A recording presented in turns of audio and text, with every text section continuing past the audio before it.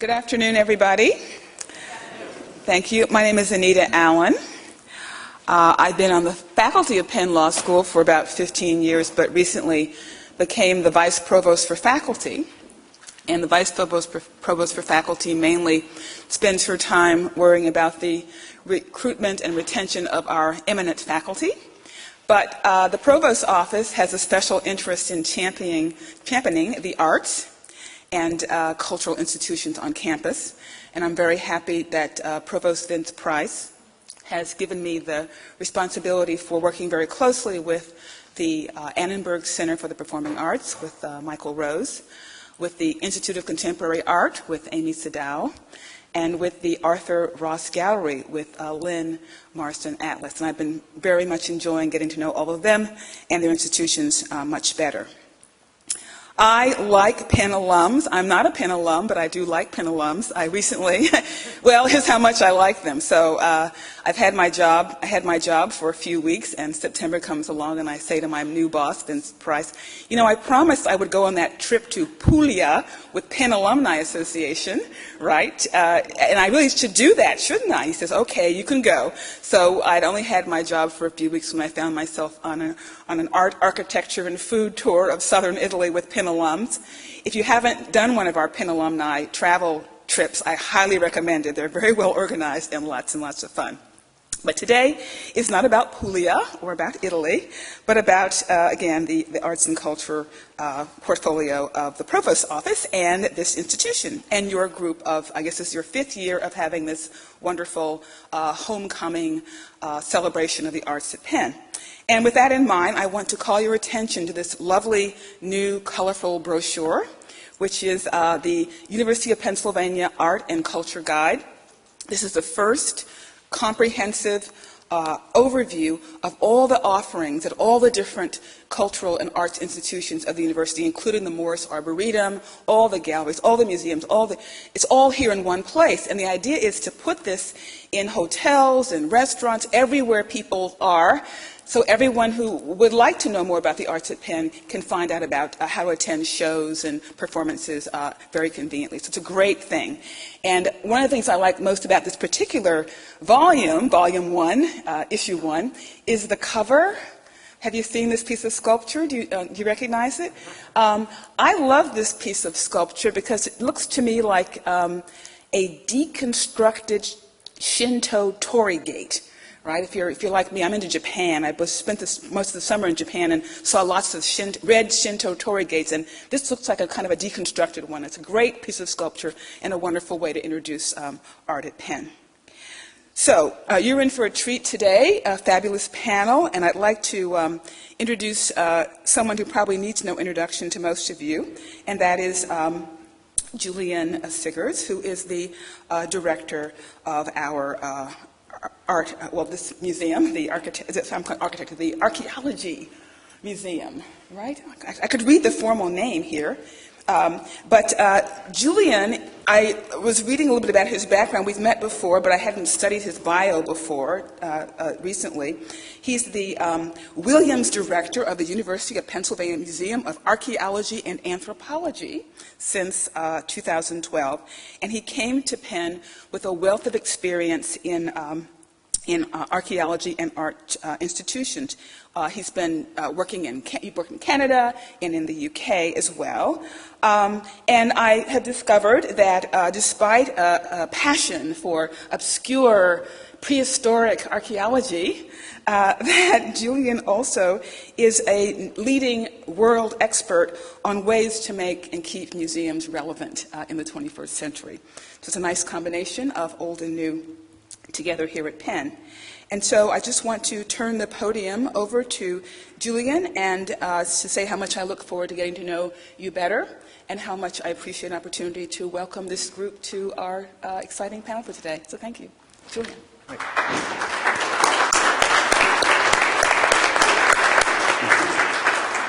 Thank you very much, Anita. We're so glad to have you with us. And I'm delighted to host the launch party of Art and Culture Homecoming in this gorgeous new renovated theatre hall that you're in today. It's part of one of the many, many things that the Making History campaign accomplished.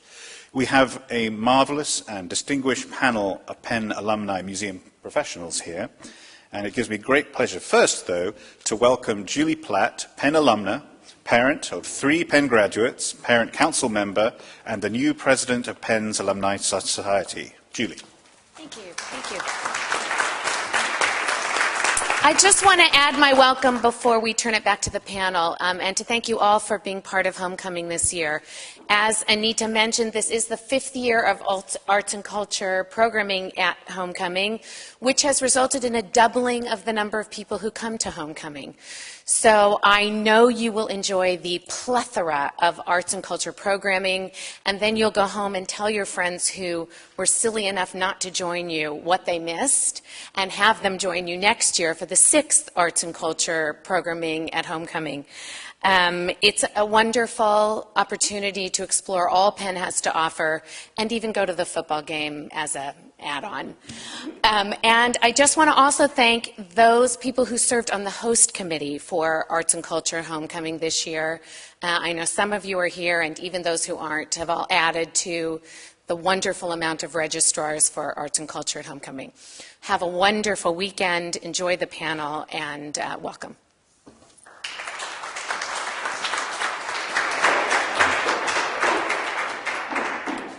Thanks very much, Julie. It now gives me great pleasure to introduce our panelists. Judy Dolcart is the Deputy Director of Art and Archival Collections and the Gund Family Chief Curator at the Barnes Foundation. She came to Penn in 1995, completing her master's degree in fine arts in 1997, serving also as a teaching assistant. She served as an assistant, then associate curator of European paintings at the Brooklyn Museum, while continuing to teach at Hunter College. Peter Reed, in the middle here, received both his MA and PhD here at Penn in art history, and is a long-time member of the Board of Overseers of the School of Design. He previously taught art history at the University of Pennsylvania and was director of research for Penn's Architectural Archives. He has been part of the curatorial staff of the Museum of Modern Art since 1992, and was appointed Senior Deputy Director for Curatorial Affairs in 2005. And finally, Bill Villario. Bill also earned his master's degree in art history from Penn in 1997 and a doctorate in art history from Yale in 1996, and was curator at Queen's Museum of Art in New York, where he became the interim director of exhibitions. Wharton's Business Master of Business Administration brought him back to Penn, where he earned a second master's degree in 2004 and led to an internship at the PMA, where he then joined the administration and was soon Assistant Director for Administration, overseeing marketing, government affairs, and other matters. In 2010, Bill became the Patricia Van Burr Allison Director and CEO of the Woodmere Art Museum in Chestnut Hill. So I'd like to start off our discussion by hearing from our panelists about the impact that their time at Penn has had on their careers. So I wonder if I could start with you, Judy. Sure. As you said, I came here in the mid-90s, and I came after a year of working in a museum on Miami Beach called the Wolfsonian. It's a decorative and propaganda arts museum, and it hadn't yet opened to the public. So it had everything to create, programs, exhibitions, and it was an interesting position because I worked almost for every single department, and very important to sort of have that sense of what a museum was like in its startup phase, and then came to Penn, and wasn't yet sure which field I wanted to go into, whether it was going to be academic or to pursue a museum career. And I also initially came to Penn thinking that I was going to study mid-century modernism, because I had written an undergraduate thesis in college on Frank Stella's black paintings. And you know, really what was amazing about the department, and I know it's still the case, was that it was incredibly open for those of us who were curious and didn't exactly know what we wanted to do. And as it happened, by the end of my first year, I kind of decided I wanted to take a step back in chronology, and ended up I'm working on a subject that dealt with costume during the French Revolution and Empire. And so I have to say, very lucky that the faculty was so willing to let me explore both a different subject than I originally came to study, to do something relating to costume, which hasn't always necessarily been pursued for study. And then also I was very interested in the museum, and so I pursued various spotlight lectures, doing those at PAFA and at at the PMA. So I feel like mostly it was an opportunity, in addition to receiving incredible instruction, but to really explore and experiment. And I know that since I've had interns from Penn, that they find it still to be the case. Peter. My turn? Great. So, well, like Judith, I came to Penn with a little bit of museum experience under my belt. After college, I'd worked at the Art Institute of Chicago for a couple of years and had a great time there. I was really loving it. And my boss, who was a Penn alum named Evan Maurer, said, if you really like this, you have to go to graduate school. And I kind of was so dumb, I didn't really know what that was, in a way. Didn't realize quite what I was getting into, because I was having so much fun. And he said, go to Penn, because I did. And so I went to Penn. And honestly, I didn't know if I was going to stay for a week or a month, because I just wasn't sure. And within the first week, this was 1980, I remember, because in those days you wrote letters. I wrote a letter home to my parents saying, best decision I've ever made. I can't sleep at night. I'm having so much fun. And the encounter was with extraordinary teachers. And what I loved about what Judith said was there was a permissiveness to explore. And I was interested in a lot of different things, which is not to say I had trouble focusing, although some people probably thought I did, because I could get interested in St. Teresa in ecstasy and tattooing in Borneo and architecture and French Revolutionary painting and anger. So what do you do with this mess? But the real impact for me, I think, were really great teachers. I mean, my advisors here in the audience, David Brownlee, who I think all of his students, he had such an extraordinary impact, and we were really lucky. And David was not unique. David is unique, but there were a number of teachers like David who were not the aloof professor, but the really deeply engaged. And if you've ever seen a paper come back with red blood ink all over it, you learn to write here. You learn to think here. You learn to teach here. And those skills are what I keep, because I get a lot of young people asking me, what should I be doing? What should I say? Look, learn to write and learn to speak, or learn to teach. And David and his colleagues in that department taught us how to teach and how to put a talk together and all of that. And that skill for a museum, don't you think that is key? You taught, Bill, you probably did. You have to share information. You have to tell stories. You have to digest information. I think that it was huge. Two more things. One, what I loved about Penn was using the collections here. And I did spend a little bit of time in this building and a lot of time in the architectural archives. And also in the library, there were also a lot of drawings. So to look at drawings with architects and with architectural historians like David and his colleagues, or with Leo Steinberg looking at drawings and understanding connoisseurship, was unbelievably exciting to merge the academy, you might say, with looking at real objects. So that object-based learning is something I've been really interested in at MoMA. And last thing I would say, a lot of people say, oh, should I go to that museum studies program at whatever college or whatever? I said, don't waste your time with museum studies programs. It's my personal opinion. And something we might talk about here is, well, do you need a PhD for museum work? And certainly in my world, which is more the curatorial research side, like yours, Judith, anyways, I don't know about you, Bill, it's been invaluable. You can't stop at a master's. It's too little. And I think for me, the depth of a PhD, regardless of what you do with that topic afterwards, that discipline of deep learning has been hugely invaluable. And I can see it in my colleagues at the museum. There's such a difference between those people who've done real in-depth learning and have taught versus others who just sort of, I don't know what, shrink a bit from all of that. There's a real disparity there. Bill. So it's wonderful to be here, and it's nice going third because there were parts of my experience that dovetail with Judy's, and with Peter's. I came to the University of Pennsylvania in the late 1980s. I was here at the same time as Peter, and that was wonderful. I came directly from my undergraduate experience. I was an undergraduate at Williams College, and I had been a pre-med major at Williams, but of course Williams is a glorious place to study art, and fell into it, despite myself. I took to it and enjoyed it and loved it. And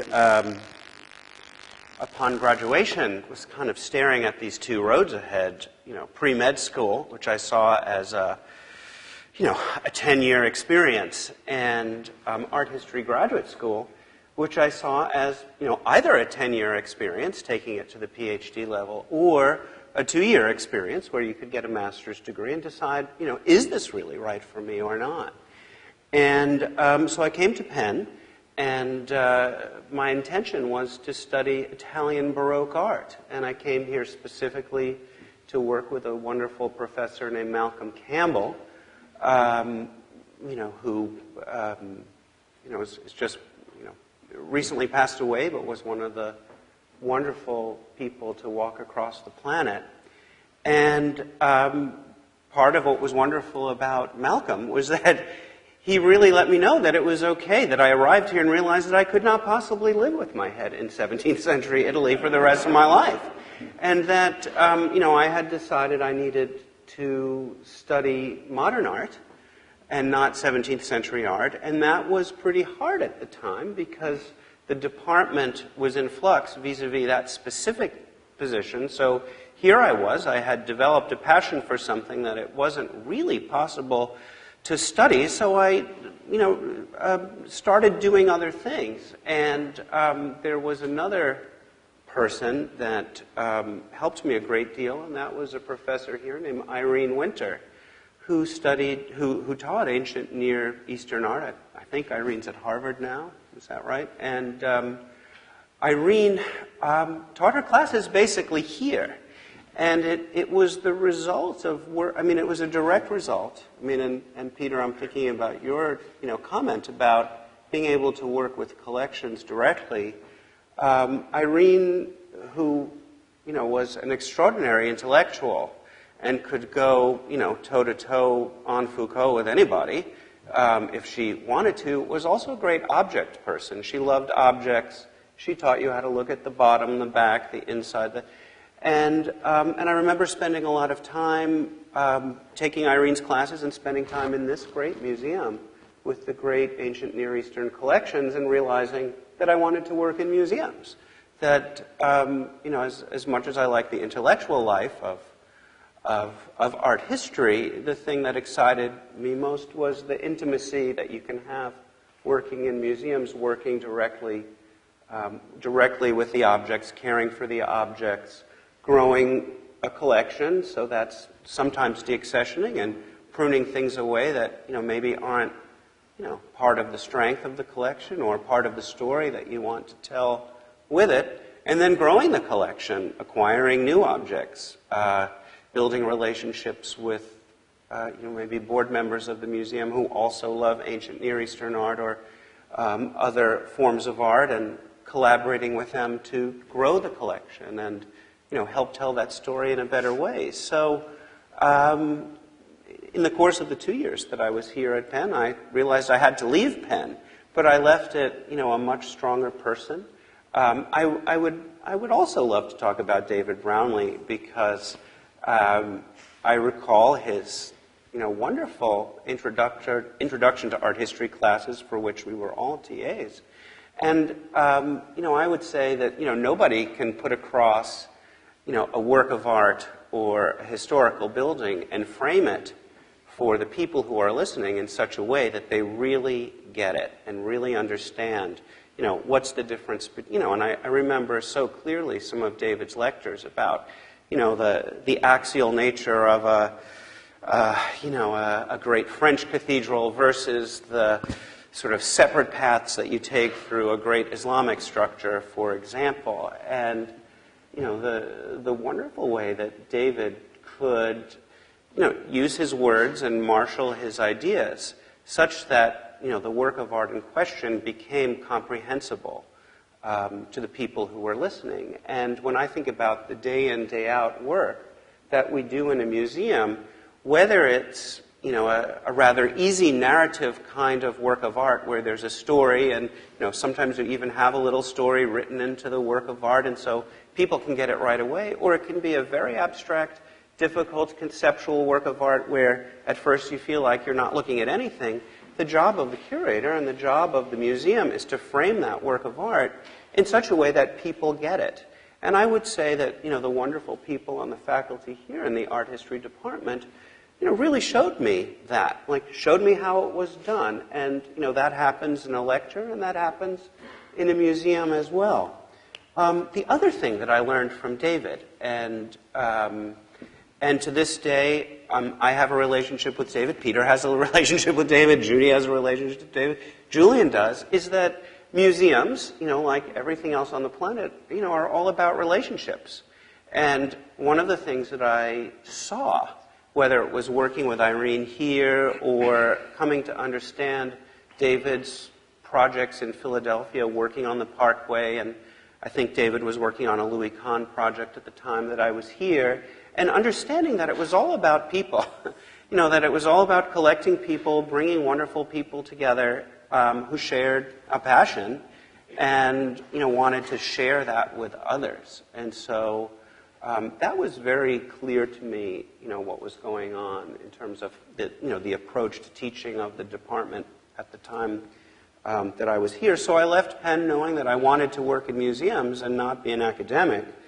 And I really credit this museum for that, this museum that we're in right now, and, specifically working with Irene.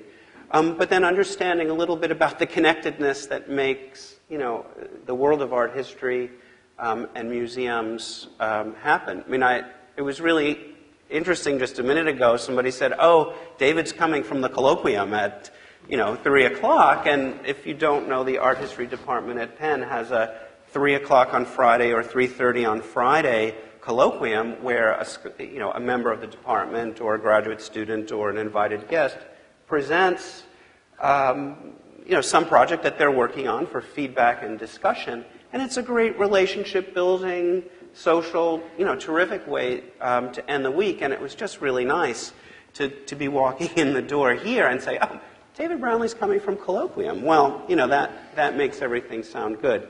Now, I've talked a bit, but I think I should also talk about the fact that I came back to Penn in 2002 to earn my MBA in the program at Wharton. And so after leaving Penn, I went to Yale. I earned my PhD in art history and 20th century art there.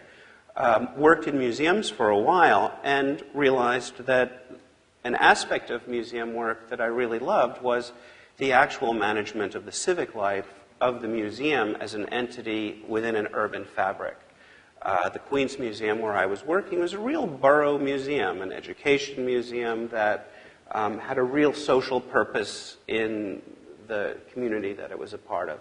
And that was very exciting to me, and I wanted to explore that further, and business school was a good way to do that. And at Wharton, I learned, the toolkits, that come with any great business education. And so,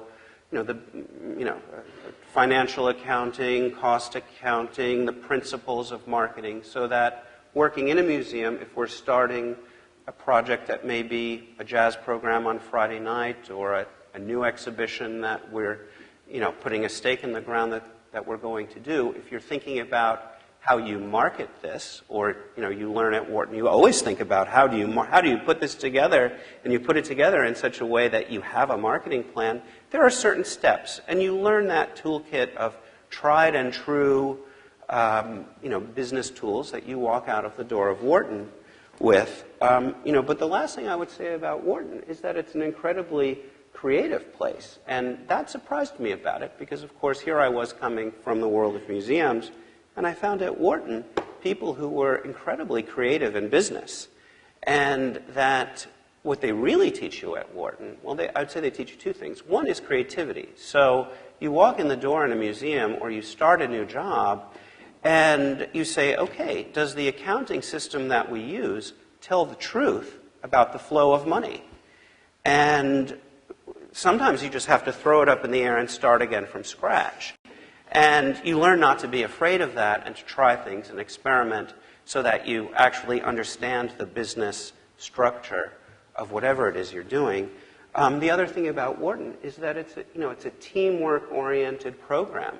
So you're put together with 5 very different people. You go through the experience with those 5 people sharing projects together, and you learn, where you're a strong leader and where you're much better to be a team member following the leader who knows how to do this particular exercise, whatever it is, better than you can. And you learn that that's okay, and that whatever position you're in the world, sometimes you're a member of the team, and sometimes you're the leader of the team.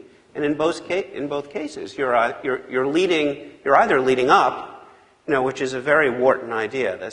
One of the best books in the world by Mike Useem is a book called Leading Up. And it says, wherever you are in the hierarchy of the universe, you're leading up insofar as you need to inspire the people who may be your boss or the chairman of your board, but you're also leading down insofar as you have people who report to you. And, to always think of yourself in this pivotal position. It's a great book. Well, at any rate, Penn did me well. Yeah. Thank you, Bill. And obviously, Anita retained David Brownlee at all costs. Yeah. Yes.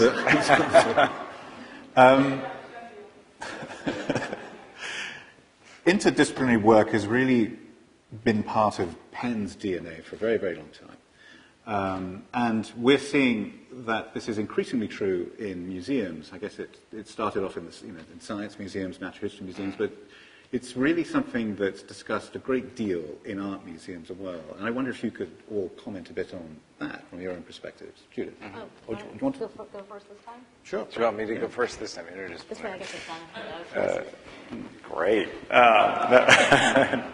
No, for sure. I think there are a number of ways to approach that question. Part of what's going through my mind is on the sort of small interior world, the kind of world you're describing, Bill, of how to manage an institution, the team playing, managing up, managing down that you learned at Wharton is, I think, critical. And what I'm saying is I'm coming at this from art history, which to some degree is when you're doing a program in school, a fairly solo experience in terms of research and writing, but then you're suddenly thrown into the world, whether you're the world of teaching, where you have to teach up and teach down and mentor and so forth, or if you grow into management roles, you've got to learn to work across disciplines. What I'm facing right now, I think, if you say, where is MoMA today? We've inherited a structure of departments. Let's say it's the Department of Photography, the Department of Film, the Department of Architecture, the Department of Painting. And the question is, okay, that may work well for, managing a collection of objects. Flat stuff, big stuff, I don't know what, and maybe some expertise. But is it the best way to then present it to the world outside? Certainly not the way artists necessarily think. They're thinking across disciplines and across boundaries. And in the time I've been at the institution, these siloed walls were really solid. I mean, you would be in the lunch line and not have a clue who that other curator was. And we've broken all that down in many, many ways. We've retired some folks who might have resisted. We've organized all kinds of teams to work and talk. It's been really, really interesting and fun and much more attuned to, I think, the needs of an institution today, attuned to the world and so forth. The other thing I would say, it was just, we were talking about, we all went through the art history program here and how wonderful it was because there was diversity in it, meaning you could study Islamic art. It's not true at all institutions. You could study ancient Near East and so forth. That did us really well, too. So if we're facing, even in a modern art world or a contemporary art world, a more global world, we're getting tired of that adjective, I know, but it's true. It is a very global world. And if you're of my generation, I've got colleagues who don't really know much about the Middle East or about Asia or about, I don't know, Japan, Far East Asia. So, just to give you one little anecdote, because it's kind of fun, when the Met, remember, I work at MoMA, but the Met uptown, they opened new Islamic galleries, was it a year ago, 2 years ago? I lost track. Not that long ago. And we did a little curatorial field trip up there. Let's go look at them. Let's get out of our comfort zone. Let's get out of our element. Partway through the journey through those beautiful new galleries, one of my colleagues, the associate director, said, so, how many of you all here had any kind of Islamic art history in your training? I was the only one who raised his hand. That has really pissed me off and shocked me. And yet we have all these sort of contemporary curators who's like, oh yeah, I'm really into Wael Shawky from Egypt, who's a Penn alum, by the way. Or, what's going on in Beirut, and then, somebody's got a wonderful video from a Pakistani artist. Zero understanding of that background or culture today or historically. So I don't know how that may or may not relate to a conversation about interdisciplinarity, but it's certainly been on my mind, and we've created a number of grant-funded projects to enhance our understanding of parts of the world we don't know a lot about through our more conventional training, whether that be Latin America, Eastern Europe, Japan and Korea and so forth, where art is really interesting. But we are the first to admit, and we are incredibly self-critical staff, really self-critical from the top down, to say, what do we not know, and how can we get that knowledge? Well, I'll say the second part of my professional education came at the Brooklyn Museum. I got a job there in 2000, right out of graduate school. I went to work in the Department of European Painting and Sculpture.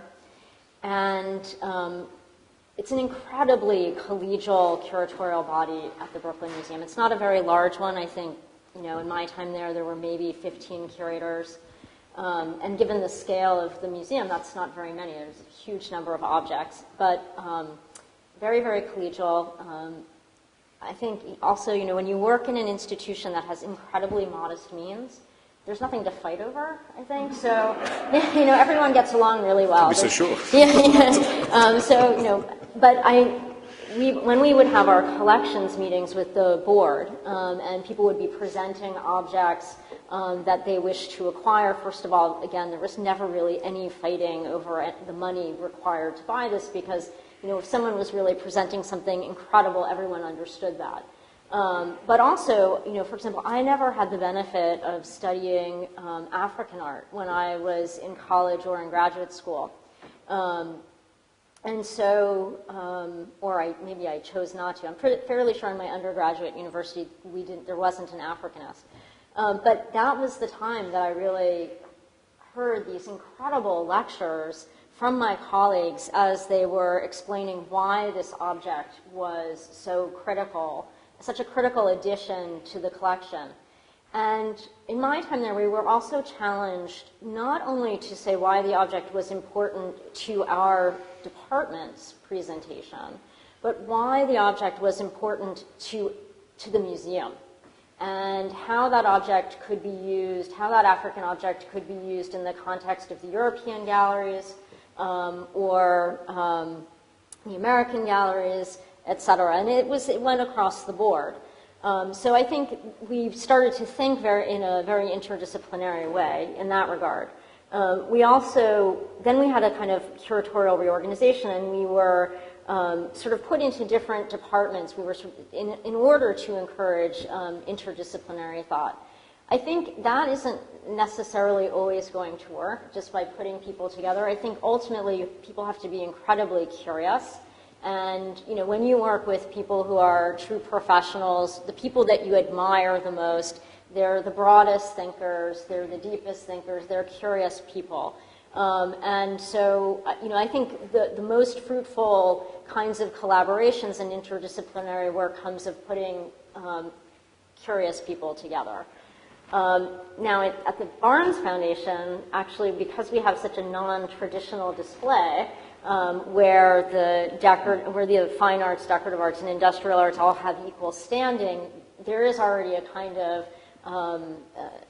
a display of objects that prompts you to think, why is this next to this? There aren't didactics in the traditional sense.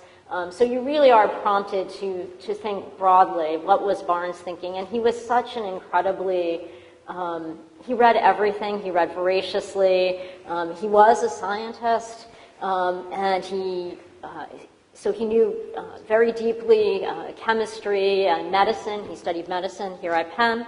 But he was also incredibly interested in psychology and philosophy, the performing arts, music, Alexander technique, a wide variety of things. And so in approaching the collection, you have to start to think that way. What was he reading? When he says that William James transformed his factory and made it profitable, you think to yourself, I have to read William James. What was making this factory profitable that was in William James? Or the fact that his employees in the factory, many of whom didn't have the benefit of education or significant education, that these were some of the first Americans, not just the first Philadelphians, but the first Americans to see the most contemporary art of the time. That's just incredible. And so I think, our archives are this incredibly rich resource to look at the way in which Barnes was thinking. And so I know it's informed my approach to the collection, and I also regard my job as being a storyteller as my job is to give a narrative of why the collection was formed the way it was, why he acquired it, in the chronology that he did, why he installed it the way he did, even though in the latter case he never exactly tells you. So, it's really my job then to try to read as broadly as he was reading to offer to visitors a way to interpret the collections. And then I guess the last thing that I will say is that I do think that the Barnes has really entered a great period of discovery in our new facility because literally we're seeing the collection in a new light in the building. We have a fantastic new conservation laboratory, which means that we're going to be able to see the works in ways or to understand the works in ways that were never previously possible. Through X-radiography, infrared reflectography. We've been working with Dr. Jennifer Mass at Winterthur to understand why the pigments have shifted in the Bonheur de Vivre, the great masterwork by Henri Matisse. So little tiny samples of this painting have, gone to particle accelerators all over the world. So I think, these are, in some cases, the kinds of things that other museums have been doing for a long time. But for the Barnes, it's really an incredible adventure, and I know it's something that we're really looking forward to sharing with everyone through publication and online. We are wanting to embrace interdisciplinarity as much as possible. So send us your queries and your opportunities to collaborate because we want to. I'll leave it there. So, I knew that Julian would raise the subject of, the interdisciplinary nature of museums today, and I thought I would talk about it from the point of view of a big portion of my job as museum director, and that is as, the chief fundraiser of the museum. And so, while a portion of my job is focused on programmatic things, so managing exhibitions and curators and educators, a big part of my job is raising money, making the ask. And to do that, I mean, it is about relationships, and it's about making connections with people who care about the same things that the museum cares about. And I would say in the world as it is today, there is an increasingly smaller number of people who are philanthropic with regard to art on its own because they just love art and can't live without it. There is a much bigger part of the philanthropic world today that is interested in how we understand the transformations in our environment. And so when I'm thinking about an exhibition that we have coming up at Woodmere that's about a painter from Philadelphia, and Woodmere is a museum dedicated to Philadelphia's artists, a Pennsylvania impressionist. He really shouldn't be called one, but his name is Walter Elmer Schofield. And his paintings have to do with the transformation of the Pennsylvania landscape in the late 19th and early 20th century. And so we were looking at this exhibition and saying, how the hell are we going to raise the money to be able to do what we want to do? And we realized, what's more relevant in Pennsylvania today than the way the landscape is changing? And so we built, a fundraising plan for the exhibition that had everything to do with environmental questions and issues. And, I think that, again, whether you're working with, an exhibition that has to do with, an artist who is a woman artist from the early 20th century and was needing to jump over hurdles that the men who were artists in her cohort were not having to jump over, that it's that creativity that you build into your education programs, your lectures, your catalogs. It's how you interpret the art that can, in my opinion, lead your strategy in terms of how you raise the money to do the things that you want to do. And, I was sitting here listening again to Judith and Peter, and I have no idea, Peter, if this was a show that you did at MoMA, but a show that I loved very much a few years ago that I think of as one of the extraordinary, foretelling of the future type of exhibitions was an exhibition at MoMA that invited architects to think about ways to battle the rising waters around Manhattan. And it was a gorgeous exhibition because they were great architects in terms of, the creativity that they brought to this question. And, this was not a typical museum exhibition. It had everything to do with MoMA asking a relevant question and asking very creative artists, architects, to propose some solutions. And I remember coral reefs being made out of bottles, and Can I respond to that Yeah, for a second? please. Because what I took away from that experience, which I did not organize, but was very much supportive of, two things. One, it was highly relevant, and that's something we obsess on, whether it's a show on Gauguin or Rising Currents. There's got to be a highly relevant, interesting reason to do it. And secondly, we took a huge risk with that project. We took a huge risk because the outcome was utterly unknown.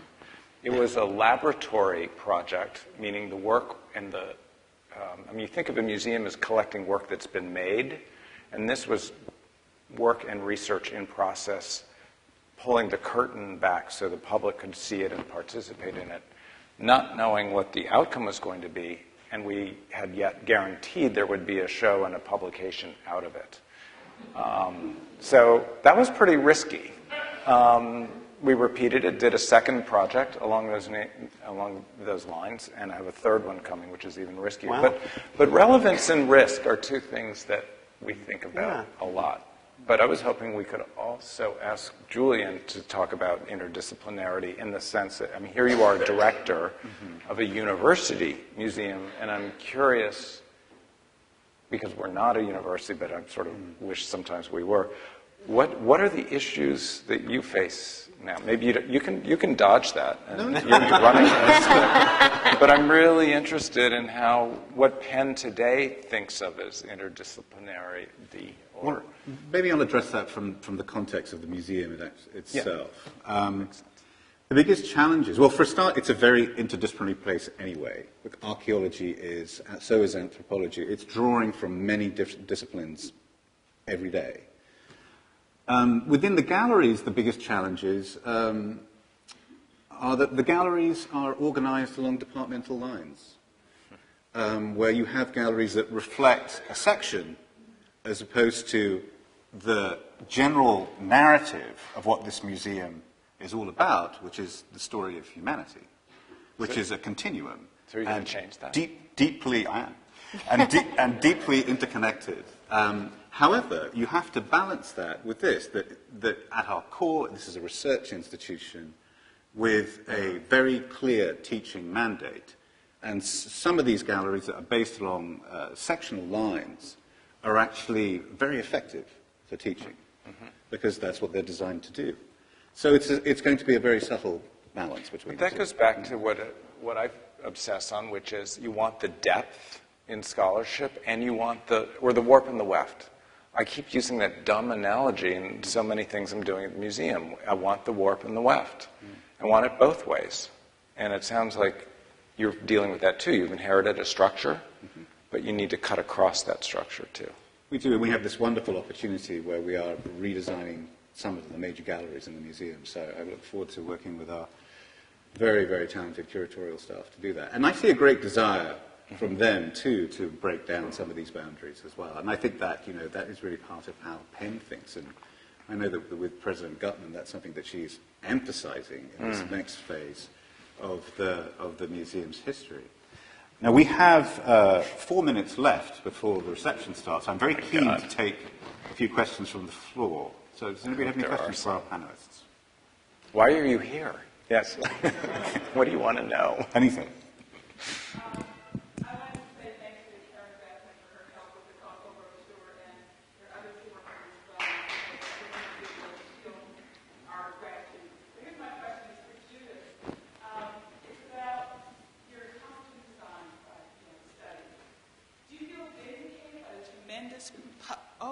Do you feel vindicated by the tremendous public interest in fashion and design, McQueen, et cetera, lately? And Philadelphia had a major exhibition last year or so in New York. So do you feel vindicated that now we are concerned about fashion, costuming, what we wear in our bodies as art?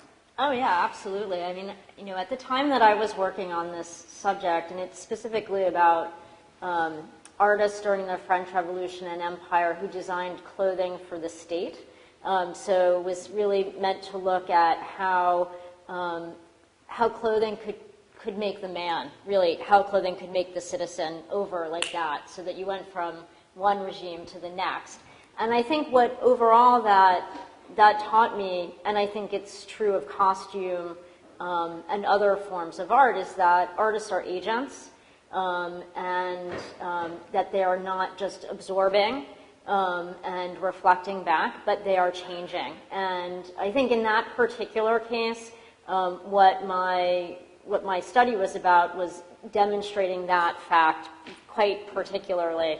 But I think the interest that we see in costume, whether it's from Project Runway to the Gautier exhibition, you all have done shows not on costume, but on design in general, the notion of design more broadly, I think, yes, I do feel vindicated. Karen.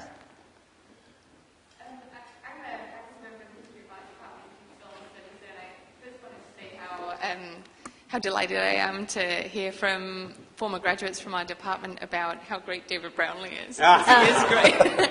But one of the things that we're doing right now in the department is we're spending the year reflecting on where we want to go in the future in preparation for our celebration next year of having 20 years in the Jaffe building. And we're trying to think about what's important for art historians to do going forward, and especially we're thinking about that in relation to museum culture. And so I wanted to ask you, as museum professionals, what you see as some of the priorities for people graduating from PhD programs in art history, what you would like to see them developing as a program of study, and how you would like to see art history departments evolving going forward. I'll go first. You're good. I think, well, I was in the first group of people in the Jaffe building, I'll just say that. So it's an incredible place to study. I think for me, I would say object-based learning. I think Peter mentioned it, that he had the opportunity to do quite a bit of that, and I think the more that we can offer that to both undergraduates and graduate students, I think the richer the field will be. Because, it's amazing how many times I've had an intern, whether I was working at the Brooklyn Museum or at the Barnes Foundation, and just the very opportunity to examine an object, not just with their eyes, which, is great, but, to actually feel the heft of an object, to understand, and Bill was talking about it too, to look inside it, to look under it. When I was an undergraduate at Harvard, I took a class on Chinese ceramics that was taught by Bob Mowry. And part of the class required us to do just that. And of course it was terrifying at first, but I think it was absolutely crucial to the understanding of those objects to do that kind of learning. And so, bringing students to the painting conservation lab, to look through the microscope, to understand these, how a panel painting is made, how to look at paper, all of those things. I think the more object-based learning that we can give students, I think it will, as I say, enrich the field. I could say something. And I would approach it from just a logistical, practical point of view. And I agree completely that it's all about fostering experiences with actual objects and collections. That's fundamental to what museums are about, because we're stewarding collections. But also, I would say, to continue to build on the relationships that the department has with the great museums of Philadelphia. I mean, and not only the museums of Philadelphia, but New York and everywhere else across the across the country and around the world. But I would say that, as far as I know, the best way to get a job in the museum is through first having an internship there. And it's a very competitive field. And to be a known entity, to have relationships with people who can then either recommend you, or when an opportunity opens up, say, aha, this person would be the exact right person. I would say continue to build relationships with actual practicing museums and give students the opportunity to organize exhibitions, to work on education programs, et cetera. Final word, Peter? It's a hard question. I mean, what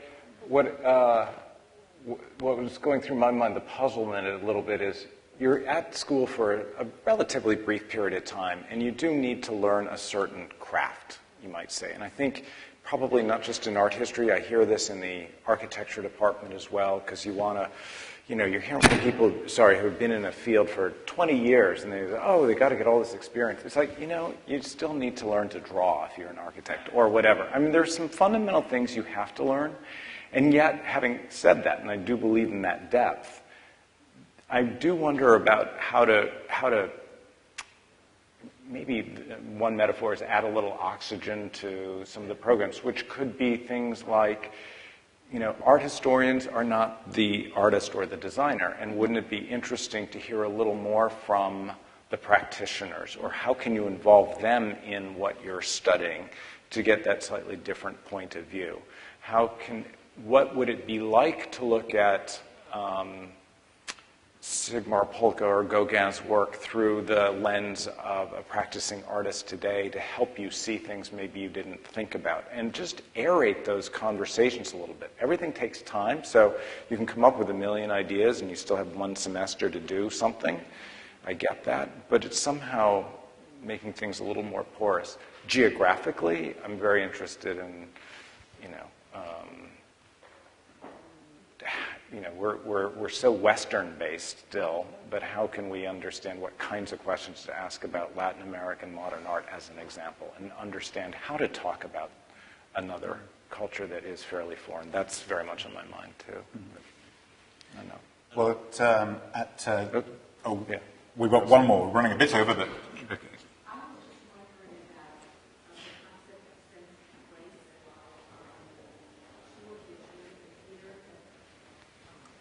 I'm thinking about MoMA's renovations or redesigns, and the barns moving from Murrian to Center City, and how the sense of place about those environmental moves has informed your work. I don't know whether that's... I mean, how is the architecture and the place? Well, this is particularly charged with the barn. Gone through transformations, and I'm just curious to know whether, as you work in curating your exhibits, those architectural changes have transformed the way you approach the collections. Sure. Do you want to go I'll first? go first. I mean, in the case of the barns, because the gallery was replicated, and because we reinstalled the collections to basically a 1/16 of an inch, not much has changed in that regard. The object, the hinge that was next to the Renoir is still, in the same relationship. I would say that definitely the improvement in lighting has really made me see the objects quite differently, and I think that's true for visitors as well. I would say I'm going to actually go to a previous experience, if I might, which is to say that, when I was at Brooklyn, and just as I was leaving, they were really beginning a project to essentially gut the museum on some level to put in climate control. And that was really part of the conversation, and was going to take many years, but, and they've, they've made steps in that direction, but that was really a conversation about keeping the bones of the building and reinstalling the collections in new ways, looking at adjacencies that hadn't existed before to tell different kinds of stories with very familiar objects. And I think that is a little bit more, I think that's a kind of interesting question because, and I haven't been back yet, but I know they did a major maybe you've been there, Peter, where you enter the building now to what was what was called the Hall of the Americas, and now it's a major introduction to the collections. And so it's the same building, but radically different. And all of the familiar objects that people came to love are still there, but presented differently. And I think, so there's the experience of taking familiar things and presenting them as you did, and then there's the new experience of presenting familiar things in a completely different way. So, I mean, I think those are, I don't know if that answers your question, but in the case of the barn, since the collection is really presented almost exactly the same way, unless you're talking about aura or something else, yeah, but the gallery part is quite the same, yeah. The goal when we expanded was to have a much better experience for looking at art. Better, much like Judith said, I mean, better galleries, more space, better lighting. Instead of a linear thread, a kind of ensuite, room by room, this kind of like a rat maze on a linear thread, we wanted options, different paths to look at different ways of looking at a collection. However, whatever one generation builds, the next generation very quickly wants to undo it and change it, and we're going through that right now in some ways. And we also, this is really interesting, on a technical matter, this new building opened in 2004, but the proliferation of media and video, both as a discipline and in its use in galleries, was never anticipated. I had one of the first shows in the new building, and I was showing a lot of video, and there were like 3 outlets in the whole gallery with 0 piping. I mean, there was nothing that wasn't built that way. So, I mean, we had to really think hard. And the last, and perhaps the most important thing, I think, is the social nature of museums. Museums, it's at least for us and probably Barnes, I don't know about Woodmere, we have 3 million visitors a year. It's not pretty. And, but it's a very, very social experience. And people are doing things that they're having a great time. They're looking at art. They are, and I think the building needs to adapt that and offer a garden, offer great big rooms and experiences where amazing things can happen. There need to be just beautiful places to look at paintings. I mean, I really believe in a diversity of architectural experiences makes a more interesting building. And I'm not too worried about sort of perfection of this or that. It's the quirks in the building sometimes that are more interesting. And artists love that stuff too. They're really fun to work with in your building. That's really fun. I'm seeing Amy there. I don't know if you find having a good time when you have... I wish Jason Rhodes were alive and could have done his own installation because he would have blown your mind in the ICA. It would be so cool. So. Well, at this juncture, if I may, I'd like to move the conversation to the reception. But before that, I'd like to thank Peter, Bill, and Judith. As you can see, they are wonderful Penn ambassadors to the museum world and beyond, and we hope you come back often. Thank you, Bill. Thank you.